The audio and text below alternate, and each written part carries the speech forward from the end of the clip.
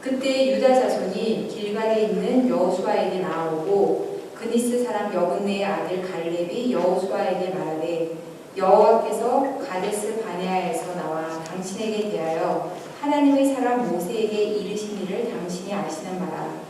내 나이 40세에 여호와의 종 모세가 가데스 바네아에서 나를 보내어 이 땅을 정탐케 하였으므로 내가 성실한 마음으로 그에게 보고하였고 나와 함께 올라가던 내 형제들은 백성의 간담을 느끼게 하였으나 나는 내 하나님 여호와께 충성하였으므로 그 날에 모세가 맹세하여 이르되 내가 내 하나님 여호와께 충성하였은즉 내 발로 밟는 땅은 영원히 너와 내 자손의 기업이 되리라 하였나이다.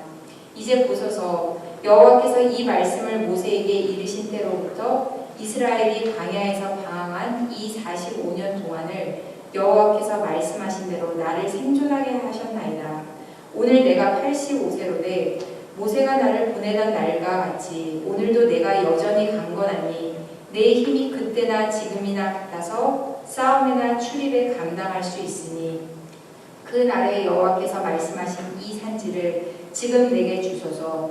당신도 그 날에 들으셨거니와 그 곳에는 아낙 사람이 있고 그 성읍들은 크고 견고할지라도 여호와께서 나와 함께 하시면 내가 여호와께서 말씀하신 대로 그들을 쫓아내리이다 하니 여호수아가 여분네의 아들 갈렙을 위하여 축복하고 헤브론을 그에게 주어 기업을 삼게 하며 헤브론이 그니스 사람 여분네의 아들 갈렙의 기업이 되어 오늘까지 이르렀으니 이는 그가 이스라엘의 하나님 여호와를 온전히 좇았습니다. 헤브론의 옛 이름은 기럇 아르바라. 아르바는 아낙 사람 가운데에서 가장 큰 사람이었더라. 그리고 그 땅에 전쟁이 그쳤더라.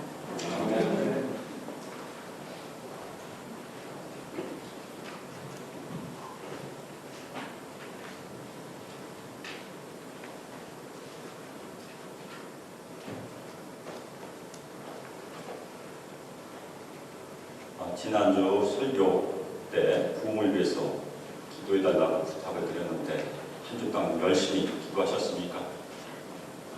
그렇게 기도하셨으리라 믿습니다.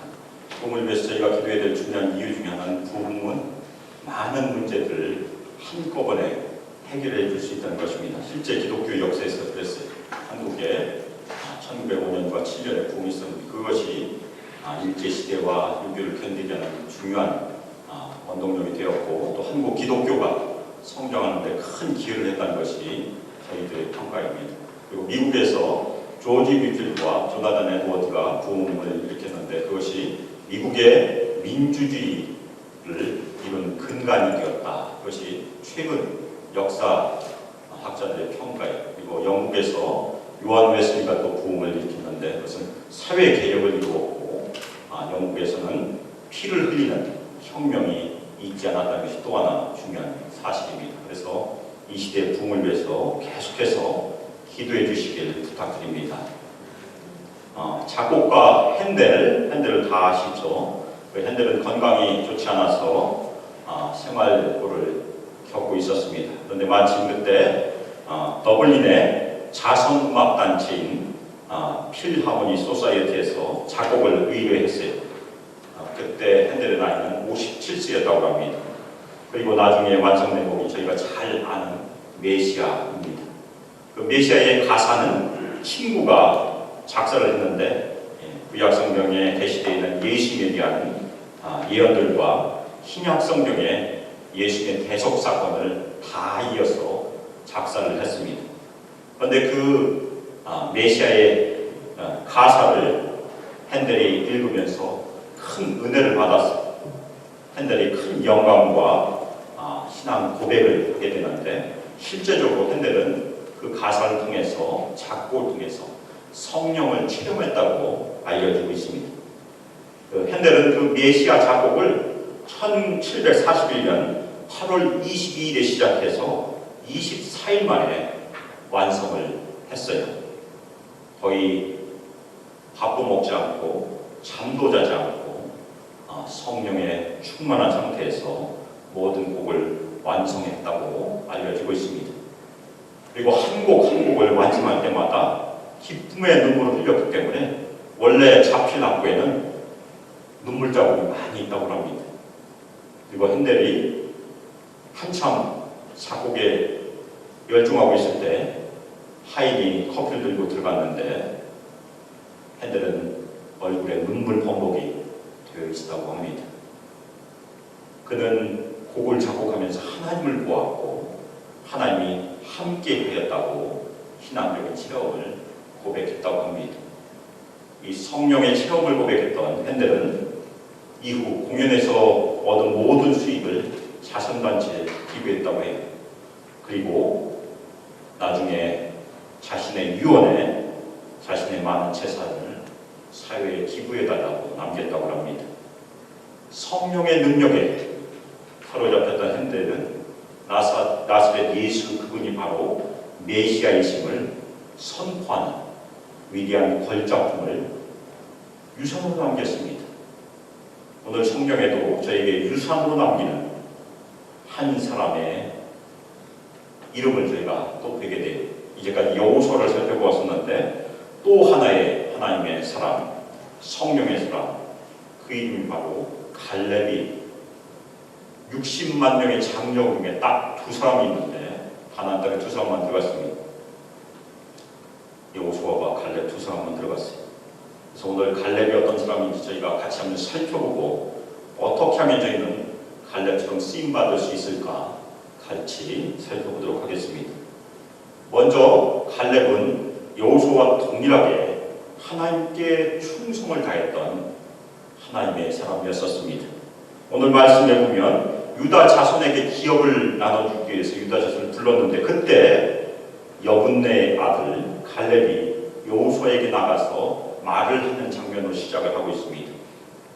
바로 여호와께서 가데스 바네아에서 갈렙과 여호수아에 대하여 모세에게 이르신 일 45년 전에 했던 일을 여호수아에게 상기시켜주고 있어요.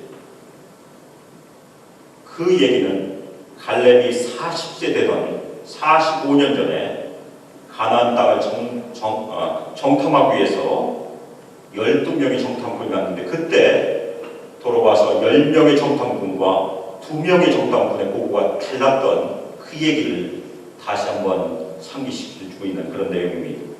그런데 갈렙은 성실한 마음으로 보고를 했다고 우리 성경은 기록하고 있는데 이 성실한 마음이라는 이 말은 원어에서는 내 마음에 있는 그대로라는 뜻이에요. 갈렙이 보고할 때 자신의 마음에 있는 그대로 보고했다는 것입니다. 그 얘기는 무슨 의미를 저에게 주고 있습니까?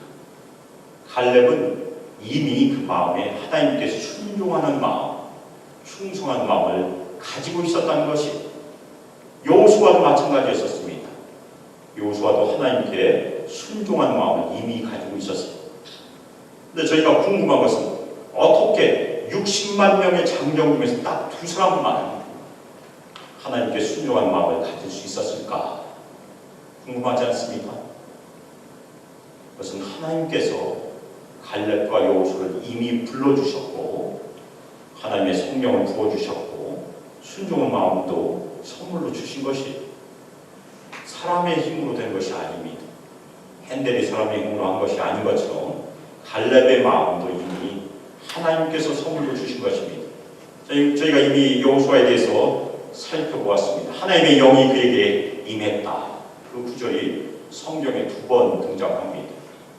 오늘 갈렙에 대해서도 저희가 하나님의 성령이 임했음을 후반부에서 같이 살펴보게 될 것입니다. 8절을 보면 갈렙은 10명의 정탐꾼의 보고의 내용과 자신의 마음에 있던 그대로 보고했던 내용을 간략하게 설명을 해주는데 그것이 민수기 13장, 14장에 나와 있는 내용입니다. 그런데 10명의 자신과 함께 갔던 그 형제들, 갈렙이 여기서 네 형제라고 부르고 있어요. 그 갈렙의 형제들은 백성들의 간담을 높게 하였다. 그렇게 보고하고 있습니다. 이 간담이라는 것은 원래 마음이라는 뜻인데 우리 성경을 번역할 때 우리 마음을 이제 저희가 간담으로 보통 얘기하니까 간담이라고 번역을 했습니다. 이 10명의 보고는 가나안 족속들은 아주 두려운 존재다. 그 땅은 거민을 삼키는 땅이다. 그렇게 보고했어요. 아주 부정적인 보고였었습니다. 그래서 그 보고가 백성들을 어떻게 했습니까? 먼저 두려움에 빠뜨렸어요. 그 다음에 낙심하게 했고 결국 모세와 아론을 원망했고 여기서 그쳤으면 괜찮은데 하나님을 원망하게 됐습니다. 그것이 이스라엘 백성들이 결국 광야를 방황하면서 20세 이상이 다 죽어갈 때까지 40년을 광야에서 있게 되는 그 처벌의 근거가 됩니다. 이와 반대로 여호수아와 갈렙은 아주 긍정적인 믿음의 보고를 했습니다. 어떤 보고했습니까? 하나님께서 함께 하시면 그들은 우리의 밥이다. 이 보고를 갈렙은 나는 내 하나님께, 내 하나님 여호와께 충성을 하였다. 그렇게 설명을 하고 있습니다. 근데 이것을 다시 번역하면 나는 내 하나님 여호와를 온전히 따랐다. 그렇게 번역할 수 있습니다. 여호수아와 갈렙과 여호수아는 하나님을 온전히 따랐던 하나님의 사랑, 성령의 사랑이었었어요. 갈렙은 하나님께 불순종한 내 형제들을 따르지 않고 내 하나님을 따랐다는 것입니다. 그것이 극명하게 대조돼요. 자신의 형제를 내 형제로 부르고 있고 하나님도 내 하나님이라고 부르고 있어요. 그렇지만 선택의 순간에 하나님께 불순종하는 내 형제를 따르지 않았어요. 60만 명이 다 10명을 따르고 있지만 딱 2명만 여호와 하나님, 내 하나님을 따랐던 것입니다. 쉽지 않은 결정이에요. 심지어는 죽임을 당할 위기까지 처해 있었습니다. 그렇게 온전히 따랐기 때문에 여호수아와 갈렙은 가나안 땅에 들어갈 수 있었어요. 그런데 그 충성스러운 행동은 이미 마음에 있었다는 것이 더 중요합니다. 만들어진 것이 아니고 내 마음에 있는 그대로 하나님을 온전히 따랐다는 것입니다. 그것이 하나님의 은혜이고 성령께서 하신 일입니다. 10명의 정탐꾼의 불순종과 여호수아와 갈렙의 순종에 대한 하나님의 처분이 민수기 32장 11절 12절에 잘 나와 있습니다. 민수기 32장 11절 12절입니다. 애굽에서 나온 자들이 20세 이상으로는 한 사람도 내가 아브라함과 이삭과 야곱에게 맹세한 땅을 결코 보지 못하리니 이는 그들이 나를 온전히 따르지 아니하였음이니라. 그러나 그나스 사람 여분네 아들 갈렙과 눈의 아들 여호수아는 여호와를 온전히 따랐느니라 하시고 순종한 자들은 약속의 땅을 보게 된 것이고 불순종하는 자들은 약속한 땅을 보지 못했습니다. 그것이 하나님의 판결이었었습니다. 이 대목에서 저에게도 적용할 것이 하나가 분명히 있어요. 우리는 10명의 정탐꾼처럼 계속해서 부정적인 보고를 할 수 있습니다. 원망의 말들도 할 수 있어요. 그러면 누구를 낙심시킬 수 있습니다. 주위에 있는 우리 성도들의 간담을 높게 할 수 있어요. 저희도 당연히 할 수 있어요. 반대로 우리는 또 하나의 선택을 할 수 있습니다. 갈렙처럼 여호수아처럼 아무리 어려운 상황을 만나더라도 하나님께서 함께 하시면 그 어려움은 우리의 무엇입니까? 밥이다. 그렇게 고백할 수 있어요. 그러면 우리 주변에는 우리 성도들이 용기를 얻을 수 있습니다. 위로를 얻을 수 있습니다. 격려를 얻을 수 있습니다. 그 선택은 바로 우리에게 있어요. 우리 말에 있고 우리 마음에 다 있습니다. 우리가 하는 말과 우리 생각과 행동에 대한 결과는 하나님께서 판단하세요. 따라서 우리가 매일 해야 할 일은 우리 마음속에 있는 부정적인 생각과 원망을 쌓지 말아야 되는 것입니다.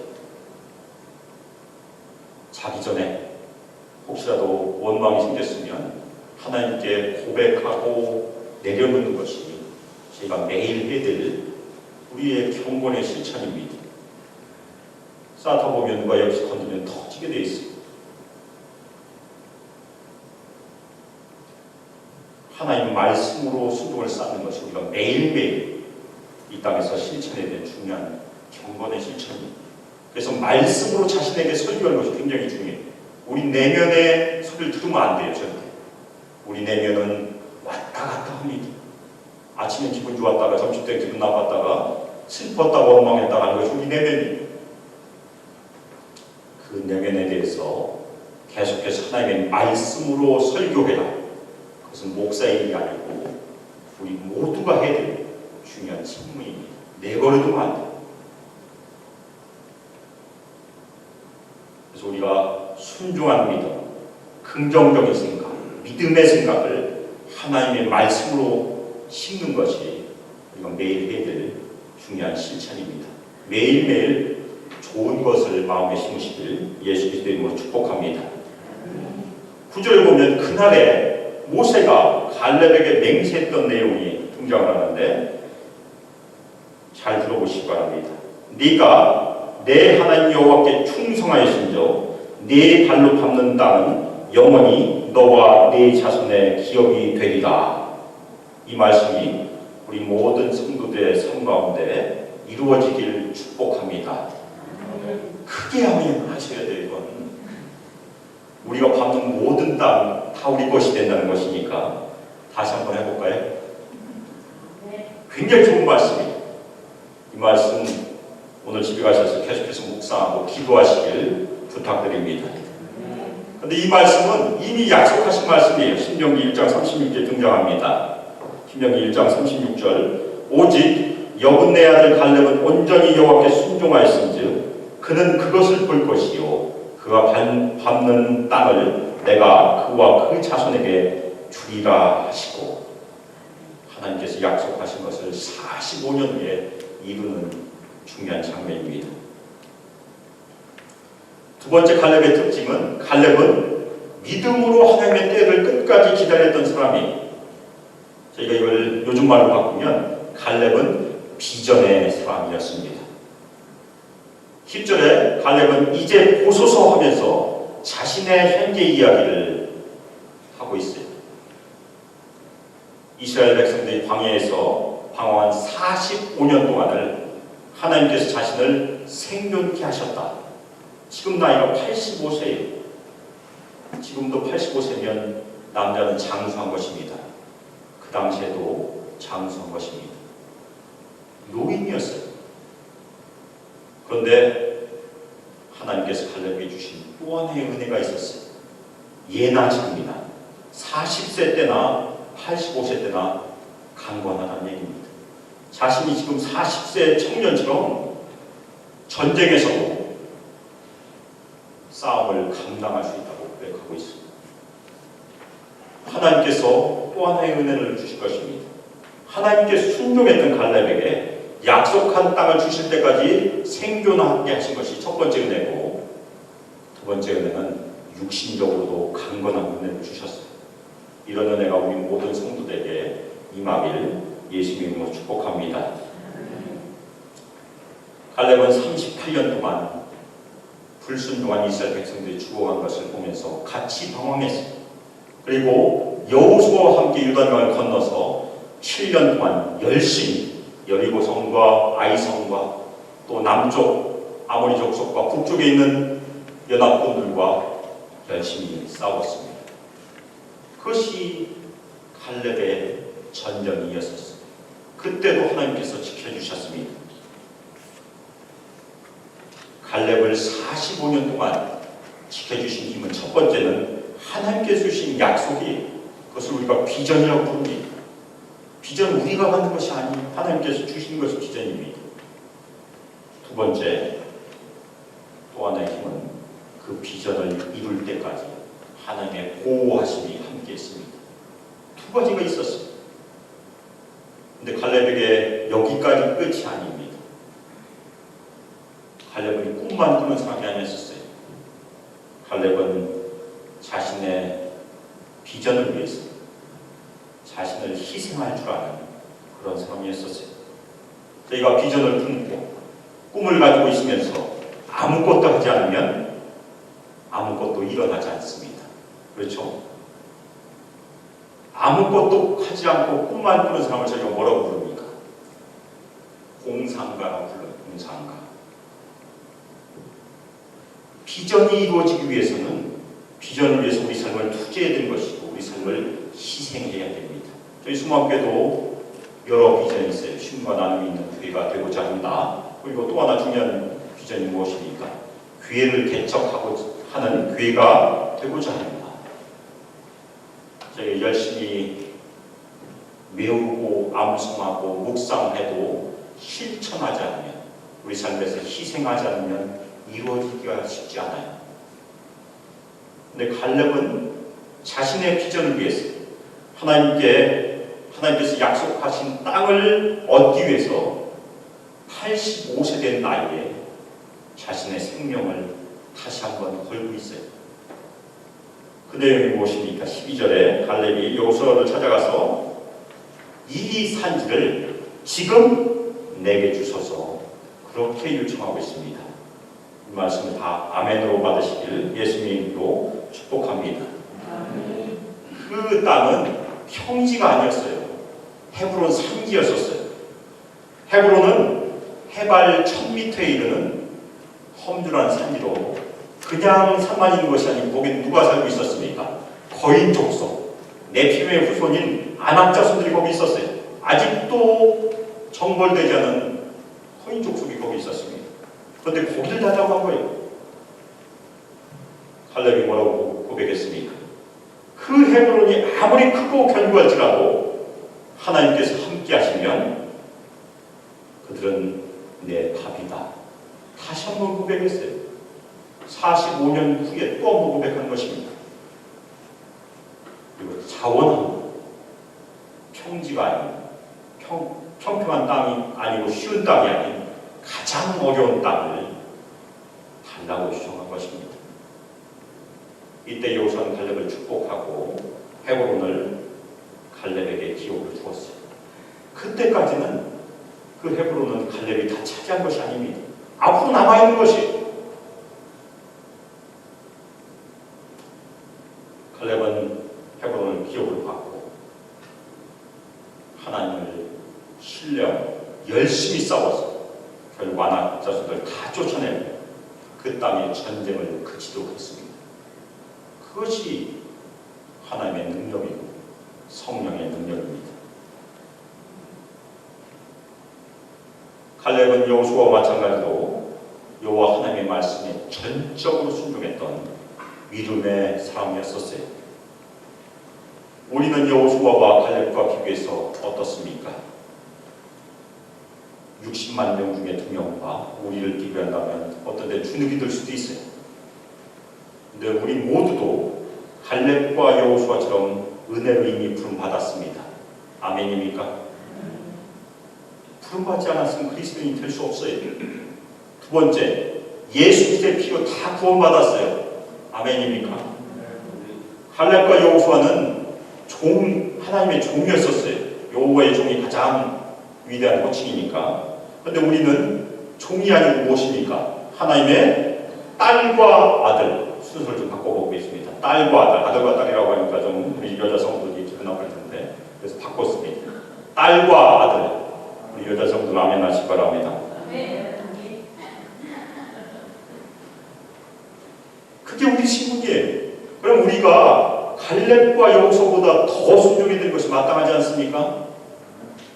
여기서는 아멘이 잘 안 나오네. 우리 신분이 여호수아 갈렙과 전혀 달라요. 그것이 우리가 자부심을 가질 때 중요한 이유입니다. 우리의 사진은 또 무엇입니까? 더 이상 무너고 있는 헤브론은 우리 앞에 있지 않습니다. 그렇지만 우리가 매일 보는 우리의 사업체, 직장, 그리고 우리가 처한 이 지역사회가 우리의 1차적인 산지, 우리가 이 땅에서 산지를 개척해야 하는 중요한 내용이 무엇입니까? 복음을 전파하는 것입니다. 또 하나, 우리 중에 하나님께서 갑자기 부르셔서 어디로 가라고 보내신 사람이 간혹 있습니다. 그것이 또 하나의 우리의 선지가 됩니다. 우리가 매일 처하는 산지에서 하나님의 말씀을 따라서 하나님의 말씀을 전파하는 사역이 산지를 차지하는 사역인 줄 믿습니다. 아멘입니까? 또 하나 교회적으로 우리에게 산지를 주셨어요.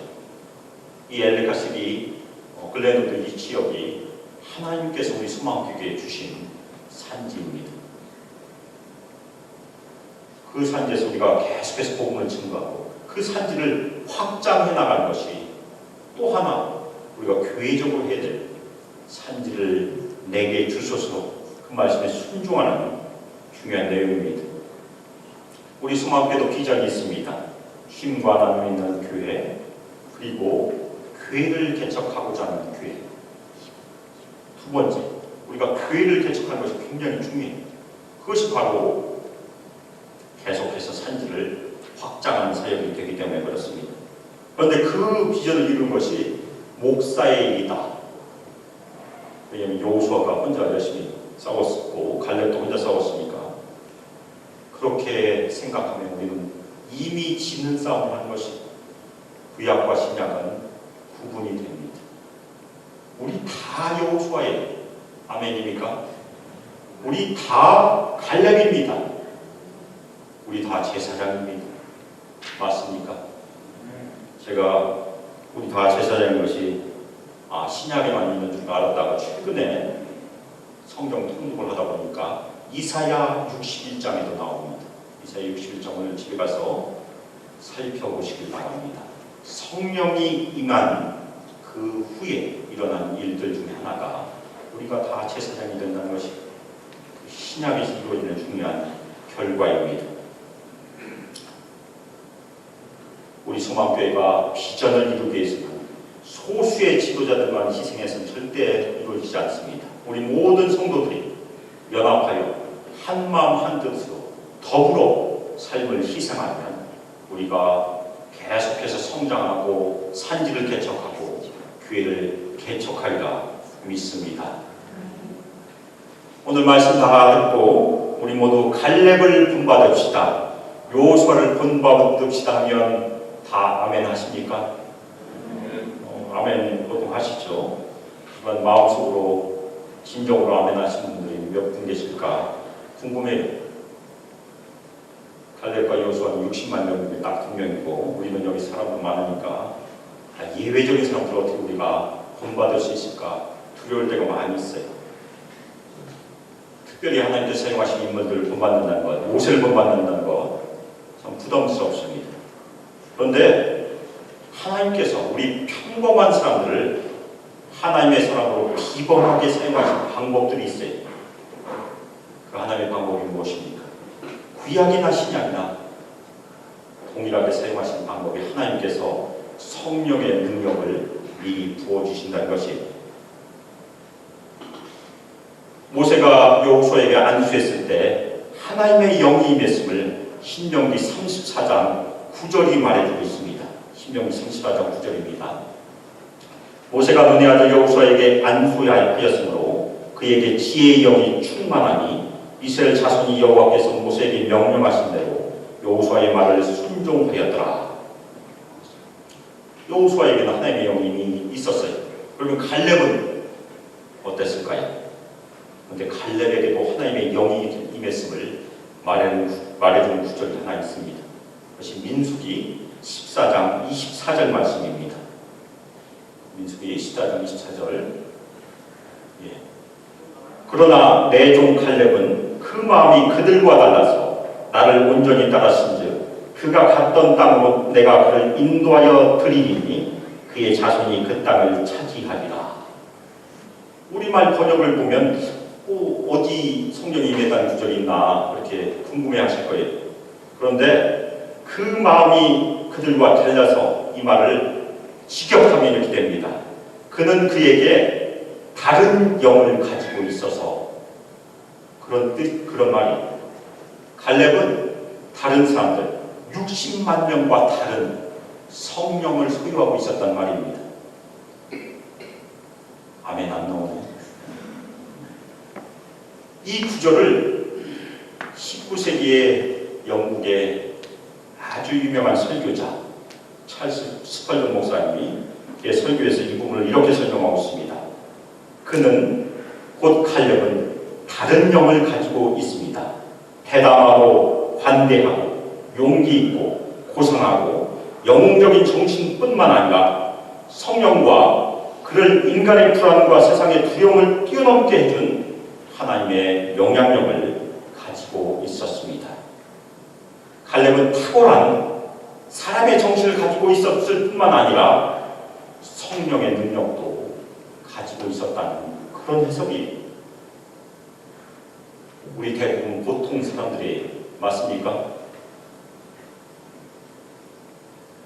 나는 비범하다고 생각하시는 분이 많이 계신 것 같아요. 우리 대부분 평범해. 칼렙과 여호수아도 성령이 임하지 않았다면 우리보다 크게 다르지 않았을 수도 있어요. 예수님의 제자들은 어땠습니까? 우리가 잘 아는 대로 예수님의 제자들은 다 대부분 평범한 사람들이었어요.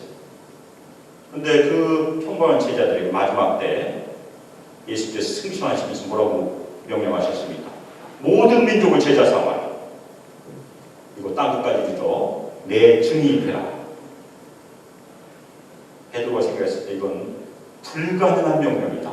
말도 안 되는 소리다라고 생각했을 수도 있어요. 그런데 예수님께서 사람으로서는 불가능한 사명을 가능케 하는 새로운 길을 약속하셨습니다. 그것이 위로부터 오는 능력이에요. 저희가 사도행전 1장 8절 말씀은 잘 알고 있습니다. 성령이 너에게 임하면 너희가 권능을 받고. 그렇지만 40일 전에 예수님께서 부활하시고 난 이후에 하신 말씀 또 하나가 있습니다. 그것이 누가복음 24장 49절 말씀입니다. 우리 같이 읽겠습니다. 볼지어다 내가 내 아버지께서 약속하신 것을 너에게 보내리니 너희는 위로부터 능력으로 입혀질 때까지 이 성에 머물라 하시니라. 예수님의 약속이. 근데 첫 부분을 다시 한번 번역하면 이렇게 번역할 수 있습니다. 내가 내 아버지 약속을 너희 위에 보내리니. 오순절 그날 제자들 위에 진짜 아버지의 약속이 임했어요. 이 성령의 임하심입니다. 하나님께서 예수님께서 아버지의 약속인 성령을 우리 위에 보내주시겠다는 그런 약속이, 그리고 그 효과는 위로부터 오는 능력을 덧입는다는 것입니다. 우리는 인간의 힘으로 인간의 정신으로 열심히 일을 하면 큰 일을 이룰 수 있어요. 그런데 사람들이 열심히 일해서 큰 일을 이루면 대부분 사람이 영광을 가로짓게 돼 있어요. 그런데 하나님의 능력, 성령의 능력으로 우리가 큰 일을 이루면 하나님께서 영광을 받으십니다. 우리가 이 땅에서 계속해서 기도해야 되는 바로 그것이 하나님의 크기의 일, 하나님의 영광을 나타내는 일을 위해서 기도하시길 예수 그리스도의 이름으로 부탁드립니다. 혹시라도 성령의 능력이 함께하면 갈렙처럼 강건하여서 85세도 청년처럼 일하지 않을까 생각할 수도 있는데 꼭 그렇진 않아요. 성령의 능력이 함께했어도 육신의 연약함을 가지고 있었던 예수님의 제자들 둘이 있습니다. 바울이 연약함을 가지고 끝까지 사역했고 디모데도 육신의 연약함을 가지고 있었습니다. 그리고 개신교 역사 가운데 기독교 강요라는 대작을 남긴 존 칼빈, 요한 칼빈은 별명이 무엇인지 혹시 아십니까? 걸어다니는 종합병원이라고 불리웠어요. 많은 육신의 연약함을 가지고 있었지만 하나님께 순종했던 위대한 저작을 이 땅에 남기고 하나님께 안겼습니다. 따라서 성령의 능력은 우리 육신이 건강하거나 그런 것을 벗어나서 하나님께서 우리를 부르셨고 우리에게 맡겨주신 그 사명을 이루는 힘이라 그렇게 저희가 이해할 수 있습니다. 사랑하는 여러분, 갈렙에게 주셨던 그 말씀처럼 이 산지를 지금 내게 주셔서 믿음으로 고백하시길 예수 그리스도의 이름으로 축복합니다. 그리고 그 산지를 정복할 수 있는 하나님의 능력도 끊임없이 구하시길 예수 그리스도의 이름으로 축복합니다. 우리가 모일 때마다 그리고 각자의 기도의 처소에서 오늘부터 예수님께 구하세요. 왜냐하면 예수님께서 약속하셨으니까. 예수님 하나님의 약속인 성령을 제 위에 부어주세요. 위로부터 오는 능력을 저에게 입혀주세요. 그렇게 기도하시길 예수 그리스도의 이름으로 축복합니다. 그 능력의 힘입로 하나님께서 우리 소망교회에게 맡겨주신 교회를 개척하는 교회가 되고자 하는 그 비전 이 땅에서 함께 이룰 수 있기를 예수 그리스도의 이름으로 축복하며 기도합니다. 이 시간 합심해서 기도하실 때 오늘 갈렙을 사용하시고 여호수아를 사용하시는 그 하나님의 능력을 저희가 소망하고 함께 기도하겠습니다. 특별히 순종한 갈렙에게 주님께서 함께 하셨는데 우리도 이 땅에서 순종함으로 하나님께 쓰임받기를 기도하고 끝까지 하나님을 따르게 주님께서 저희를 인도해 주시고 특별히 성령의 능력, 갈렙에 부어주셨던 그 성령의 능력을 저에게도 부어주셔서 저희가 이 땅에서 하나님의 크기의 일을 감당하는 성도들로 감당하는 소망교회로 주님께서 사용하여 주시고 교회를 개척하는 교회의 그 비전을 이룰 수 있도록 저희 모두를 사용하여 주시는 시간 합심해서 기도하겠습니다. 이제는 주 예수 그리스도의 은혜와 하나님의 사랑과 성령 하나님의 교제 가운데 하나님께서 맡겨주신 비전을 감사함으로 받으며 그 비전에 우리의 삶을 희생하여 순종으로 참여하여 이 땅에서 교회를 개척하고자 하는 교회를 이루기 위해서 함께 연합하여 더불어 순종하기를 원하는 우리 소망교회 성도들 위해 하나님의 아들과 딸 분류에 함께하기를 주 예수 그리스도의 이름으로 축복하며 기도합니다. 아멘.